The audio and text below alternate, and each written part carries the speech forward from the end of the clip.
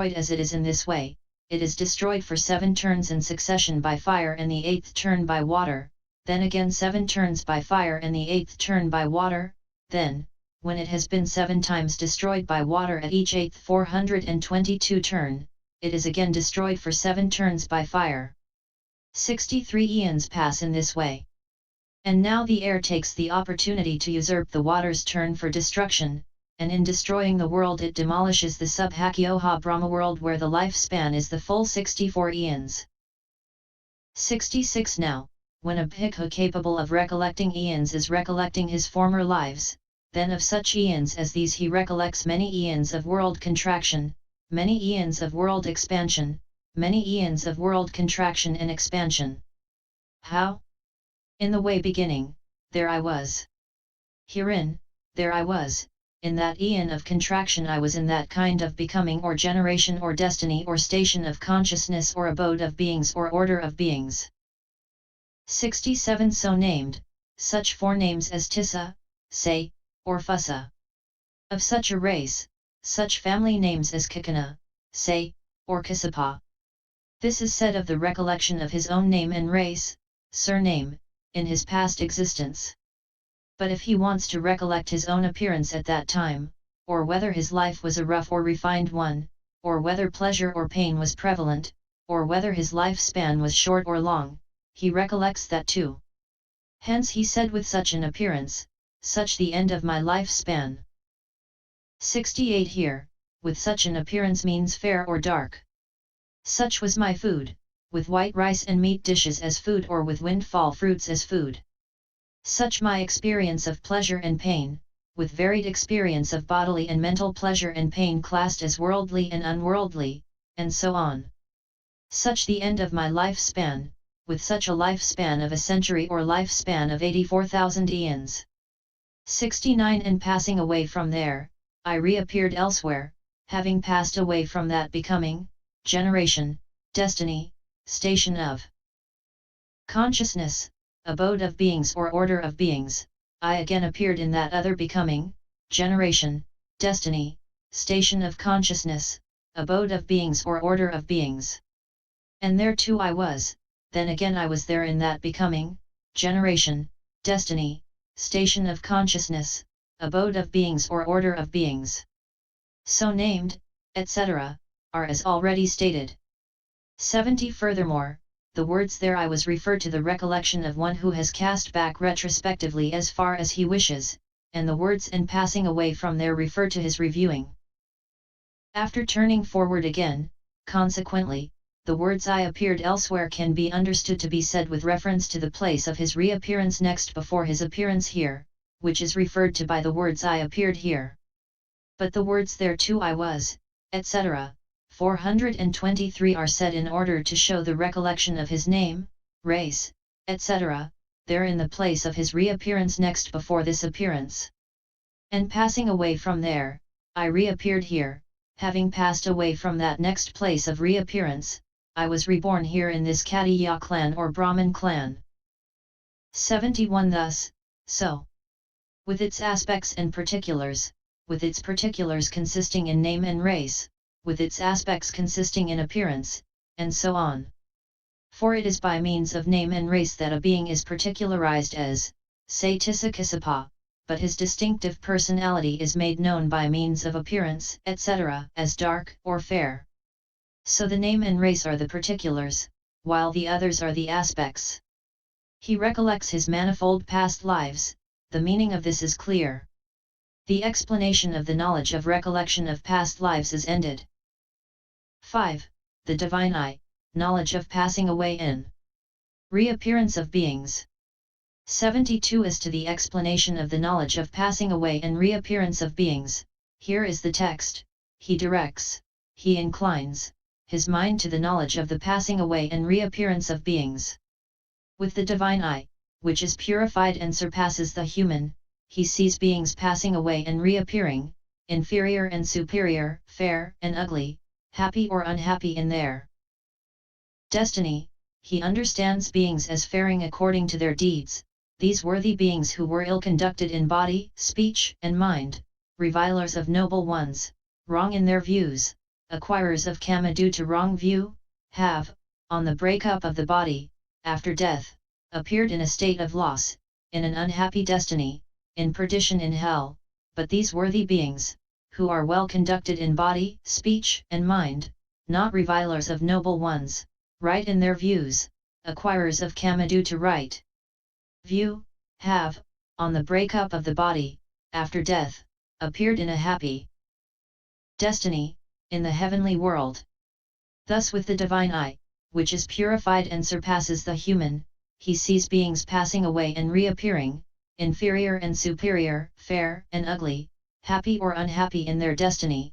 He understands beings as faring according to their deeds. Di 82. Herein to the knowledge of the passing away and reappearance, Kutupe pate naoya equals qdi ya ca upe pate ca naoya, resolution of compound, the meaning is for the kind of knowledge by means of which beings passing away and reappearance is known, for knowledge of the divine eye, is what is meant. He directs, he inclines his mind, he both directs and inclines preliminary work consciousness. He is the bhikkhu who does the directing of his mind. 73 But as regards with the divine eye, etc., it is divine because of its similarity to the divine, for deities have as divine eye the sensitivity that is produced by kama consisting in good conduct and is unimpeded by bile, phlegm, blood, etc., and capable of receiving an object even though far off because it is liberated from imperfections. And this eye, consisting in knowledge, which is produced by the power of this bhikkhu's energy in development, is similar to that, so it is divine because it is similar to the divine. Also it is divine because it is obtained by means of divine abiding, and because it has divine abiding as its support. And it is divine because it greatly illuminates by discerning light. And it is divine because it has a great range through seeing visible objects that are behind walls, and so on. All that should be understood according to the science of grammar. It is an eye in the sense of seeing. Also it is an eye since it is like an eye in its performance of an eye's function.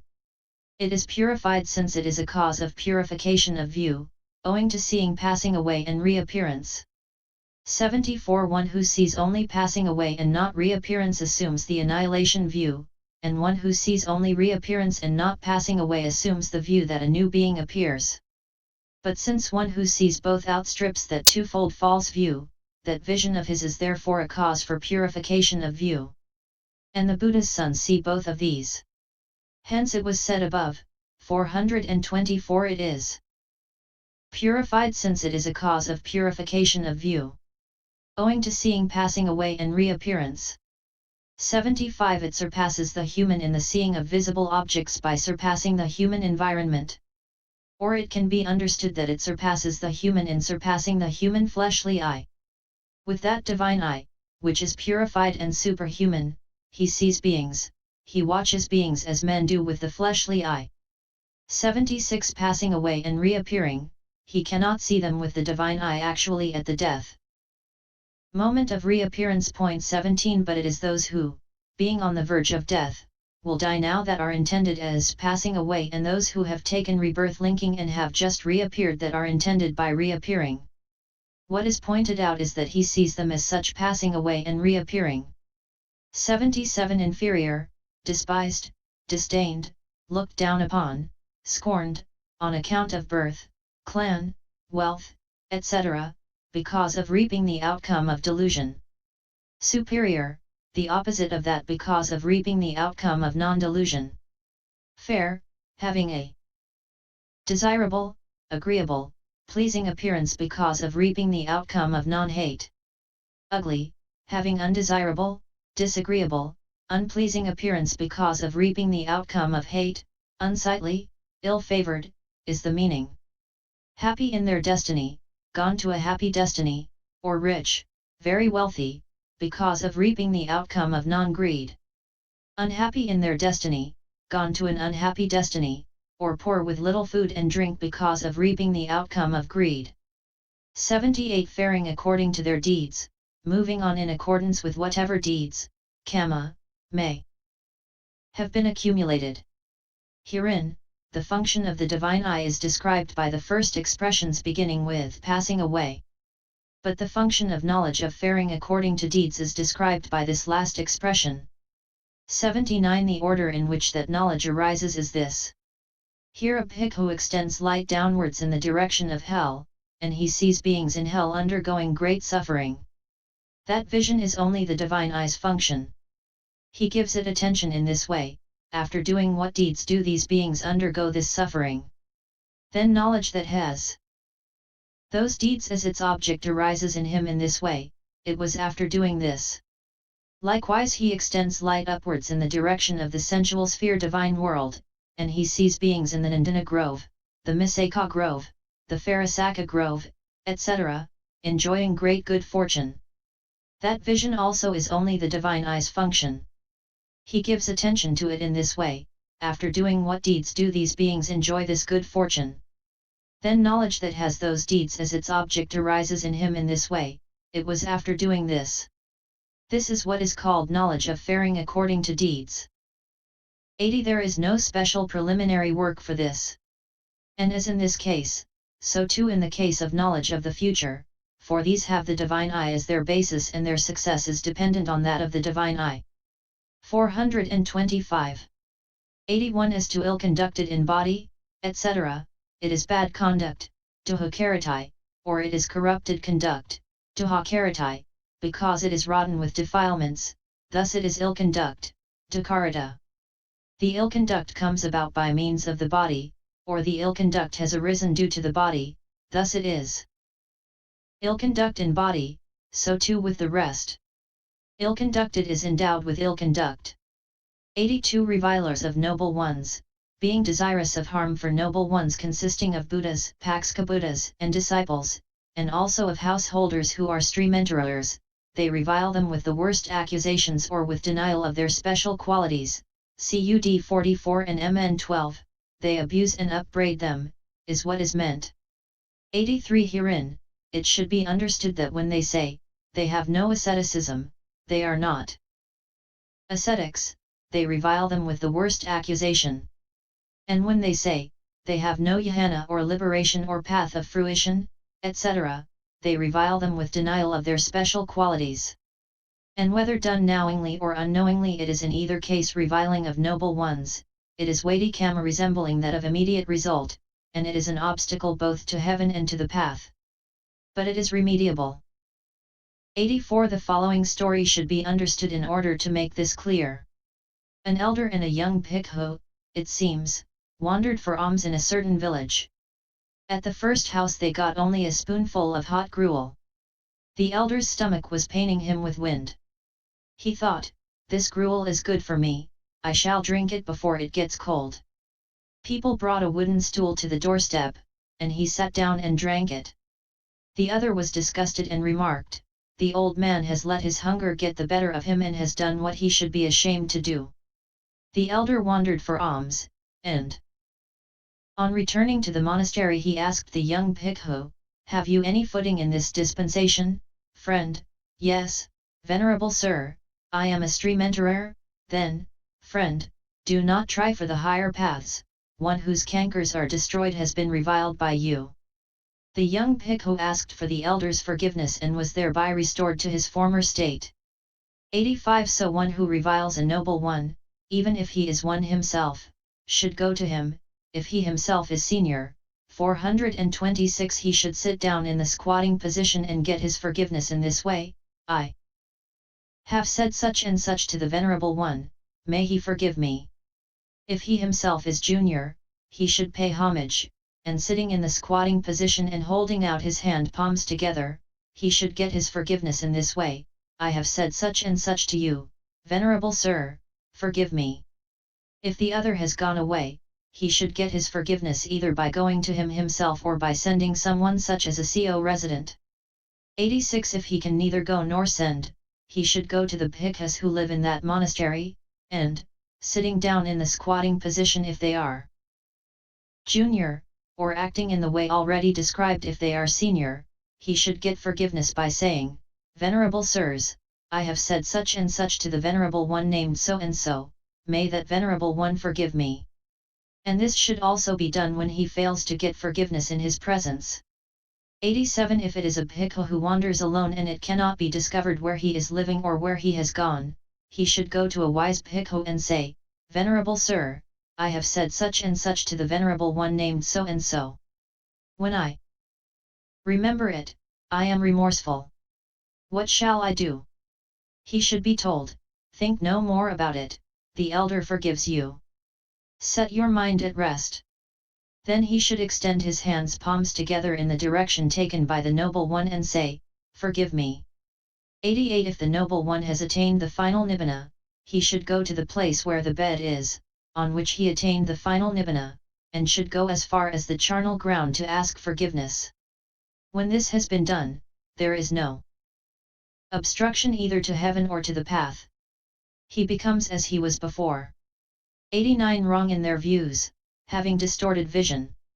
Acquirers of kama due to wrong view, those who have kama of the various kinds acquired through wrong view, and also those who incite others to bodily kama, etc., rooted in wrong view. And here, though reviling of noble ones has already been included by the mention of verbal misconduct, and though wrong view has already been included by the mention of mental misconduct, it may be understood, nevertheless, that the two are mentioned again in order to emphasize their great reprehensibility.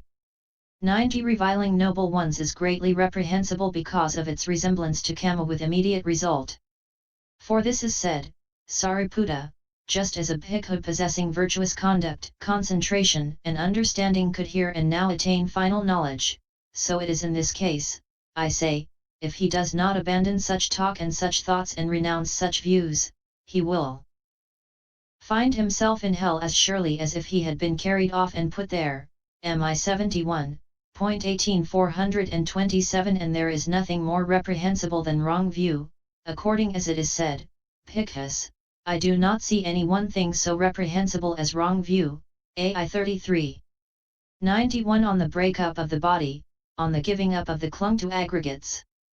After death, in the taking up of the aggregates generated next after that.